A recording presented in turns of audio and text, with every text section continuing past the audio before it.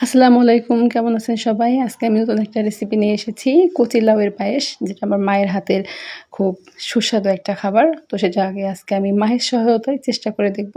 প্রথমে আমি কচি লাউটাকে পিলার মেশিন দিয়ে পিল করে নিয়েছি। এখন গিটার মেশিন দিয়ে আমি ঝুরি করে কেটে নিব। বটি দিয়েও কেটে নেওয়া যায়, যদিও আমি পারি না অত ভালো মতো। তারপর এটাকে পানির মধ্যে দিয়ে একটা বলক দিয়ে নামিয়ে নিব। তারপরে দিয়ে দিচ্ছি তার পাশের চুলাতেই আমি 1.5 লিটার পরিমাণ দুধ। এখানে আমি চুলার জালটা মিডিয়াম টু হাই রেখেছি। দুধের ক্ষেত্রেও তাই মিডিয়াম টু হাই রেখেছি। ও হ্যাঁ, এখান থেকে দুধটা আমি কিছুটা কাঁচা দুধ রেখে দিয়েছিলাম একটা কাজের জন্য। তারপরে দিয়ে দিলাম একটা তেজপাতা, 2টা এলাচ এবং এই তো বলক হয়ে গেছে। ওটার কাজ শেষ। এখন আসি, এখানে আছে আমার কাছে চালের গুঁড়া। 1 কাপ পরিমাণ চালের গুঁড়ার সাথে আমি কাঁচা দুধ মিশিয়ে ভালো করে গুলিয়ে রেখে দেবো। এটা কিন্তু আমার পায়েসের মধ্যে দিতে লাগবে। ভালো করে নেড়ে মিশিয়ে রেখে দিব।